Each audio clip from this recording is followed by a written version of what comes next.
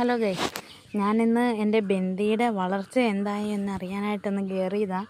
അപ്പം ബന്ദി വളർന്ന് ഇനി അതിൻ്റെ മണ്ട നുള്ള സമയമായി. അപ്പം ഞാനൊരു 13 ബന്ദിത്തൈ വാങ്ങിച്ചിരുന്നു. അപ്പോൾ അതെല്ലാം നന്നായിട്ട് വളർന്നു.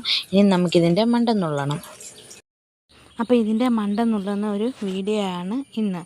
അപ്പം എങ്ങനെയാണ്, എത്ര ഇഞ്ചാണ് ഇതിന് മണ്ട നുള്ളാൻ വേണ്ടത് എന്നുള്ളത് നമുക്കിപ്പം കാണാം. ഇതുണ്ട് ഈ ബന്ദിയുടെ മണ്ട നുള്ളാം. ഇത് ഒത്തിരി വളർന്നേ. അപ്പം ബന്ദിയുടെ മണ്ട നുള്ളി ഇല്ലെങ്കിൽ ഇത് നേരത്തെ മുട്ടുണ്ടാകും. അപ്പം നേരത്തെ മുട്ടുണ്ടാവാതെ നമ്മൾ ഉദ്ദേശിക്കുന്ന സമയത്ത് നമുക്കിതിൻ്റെ മുട്ട് കിട്ടണമെങ്കിൽ ഇതിപ്പോഴേ മണ്ട നുള്ളണം. ഇതിൻ്റെ വളർച്ച കണ്ടോ, ഇത്ര നീളമില്ലയോ? ഇനി ഇതിന് 1 ഇഞ്ച് നീളത്തിൽ കുറഞ്ഞ് മണ്ട നുള്ളണം. ഇതിപ്പം ഇത്രയും ഇല്ലയോ, ഞാൻ കാണിക്കാതെ.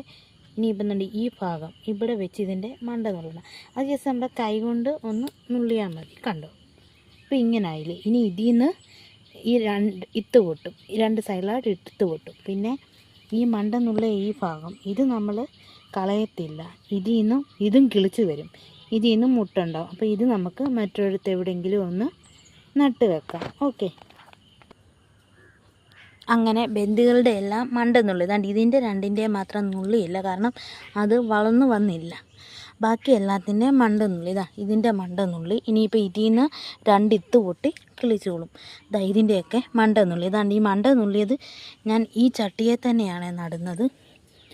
കാരണം വേറെ ചട്ടി ഞാനിവിടെ സെറ്റ് ചെയ്തിട്ടില്ല. അതുകൊണ്ട് ഈ ചട്ടിയെ തന്നെ ഓരോന്നിലും ഓരോ മണ്ട നുള്ളിയത് ഓരോ ചട്ടിയിലായിട്ട് അങ്ങ് നടും. അപ്പം ഇന്ന് ഇങ്ങനെയാണ് ചെയ്യുന്നത്. അപ്പം നിങ്ങൾ ഈ ബന്ദിയുടെ മണ്ട നുള്ളിയിട്ടുണ്ടെങ്കിൽ ആ നുള്ളിയ മണ്ട ഒരിക്കലും കളയരുത്. അത് കുത്തി വെച്ച് അതിൽ നിന്നും വീണ്ടും പൂവുണ്ടാകും. അപ്പോൾ ഇനി ഞാൻ അടുത്തത് ഇതിൻ്റെ പൂവുണ്ടായിട്ട് ഞാനിത് കാണിക്കും.